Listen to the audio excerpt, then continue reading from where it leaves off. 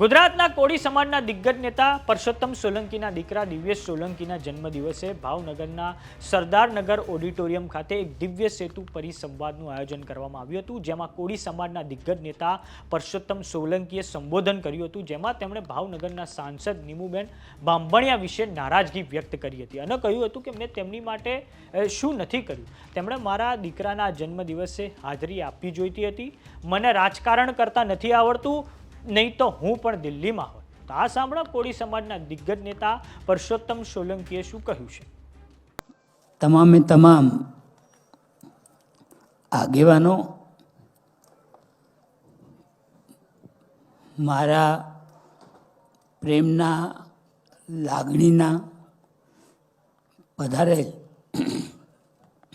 તમામે તમામ આગેવાનો, બધા વિચાર કરતા હોય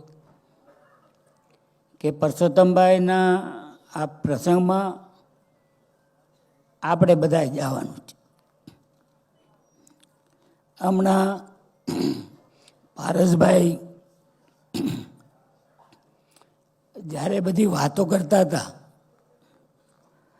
અને બધાએ આને બિરદાવ્યું, એટલે પારસભાઈને હું ખૂબ અભિનંદન આપું છું.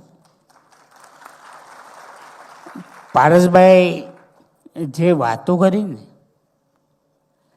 એ મને બહુ ગમી, કેમ કે બધા ખુશામત આનંદ આવે એવી વાતો કરતા. પારસભાઈએ દ્રષ્ટાંત દ્રષ્ટાંત જે વાતો કરી એ મને બહુ ગમી. ભવિષ્યમાં મારો કંઈ બી પ્રોગ્રામ હોય તો પારસભાઈને એ કહું છું કે હું તમને આમંત્રણ આપું કે ના આપું, પણ તમારે પ્રવચનમાં આવવાનું. બધા અહીંયા બેઠા જ. મારી તબિયત આ 2 મહિનાથી હું ખાટલામાં હતો. મારા પગમાં ગેંગ્રીન થઈ ગયું હતું અને જમણા પગના અંગૂઠોની બાજુમાં જે નળી હતી એને મારે કપાવવી પડી. બધાને એમ આવ્યું કે પરસોત્તમભાઈ કેમ નહીં આવતો હોય, પણ પરસોત્તમભાઈની તબિયત બહુ ખરાબ હતી. પણ તમારા અડધી રાતનો હોકારો આ પરસોત્તમ સોલંકી, ભલે હું બીમાર હોઉં ગમે એમ હોય, પણ મારા કોઈને બી કંઈ બી તકલીફ પડે ને તો પરસોત્તમ સોલંકી તમારા માટે જ છે. તમને કોઈને ઘણાને એમ લાગતું હોય કે પરસોત્તમભાઈ બહુ સોનો ભાષણો કરી અને વાર્તો કરતા, પણ એમાંનો હું કોઈ નથી. મને કોઈ, તમને બધાને ખબર છે, મને કોઈ રાજકારણ આવડતું નથી અને કરતો બી નથી, કે મને કુદરતે આપ્યું છે. આ 30 વર્ષથી ભાવનગરના 56 ઘોઘાનો હું જ્યારે બી ઉમેદવારી કરું તો આપણો સમાજ છે ને, કોળીના દીકરા તરીકે એ લોકોએ કાંઈ જોયું નથી. કોઈ રાજકારણ ન જોઈ શકે કે પરસોત્તમભાઈ લડત ને આપણે એ ન જોવાય.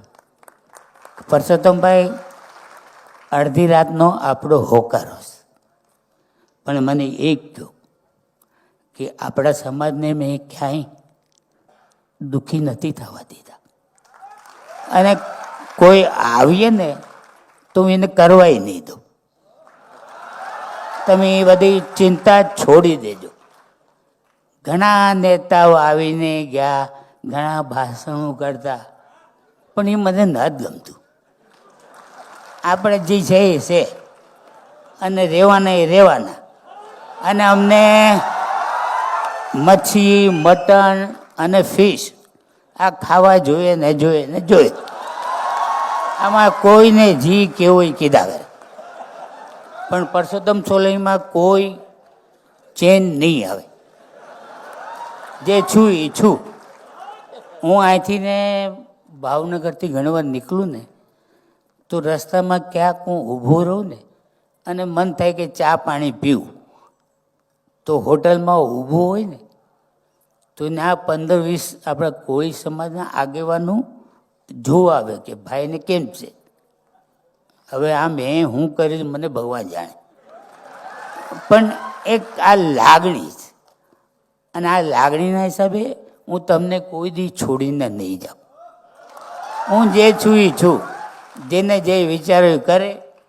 હું આ 6ઠી ટાઈમ આ એમએલએમાં આટલી મોટી લીડથી હું જીત્યો અને મને મિનિસ્ટર બનાવવો પડ્યો. આનાથી તમને વિશેષ હું કહી શકું. જેને જે વિચારતા એ કરે. હવે આપણા સંસદ સભ્ય બેન, આટલા મારા દિવ્યના પ્રસંગે બેને એમ વિચારવું જોઈએ કે ભાઈના દીકરાનો જન્મદિવસ, એને ગમે એટલું પ્લેનનું કાગળ લખી અને જોઈએ તો હું ટિકિટ આપી દેત, પણ આવી જવું. હું બેન માટે હું નથી કર્યું, બેનને મેં હું કામ નથી કર્યા અને બેનને મેં કયા કામ દીધા એ તો કે નથી મેં એવું કર્યું. ભલે સુખી રહે બેન, મારી બેન. અને બેન આટલું મેં નથી કર્યું કોઈ કહી દે મને, હાલો આપણો સમાજ બધો બેઠો. જે બેનના આગેવાનો એને બી કહું છું કે તમે બેનને કહેજો કે પરસોત્તમભાઈના કોઈ પ્રસંગ એવા નથી કે સમાજને કોઈ પાછા વાળ્યા. અને સમાજના આગેવાનો જ અહીંયા આપણા બાઉભાઈ આપણા આગેવાન હતા, મેઘજીભાઈ આગેવાન હતા, પણ હું કોઈને ભૂલ્યો નથી.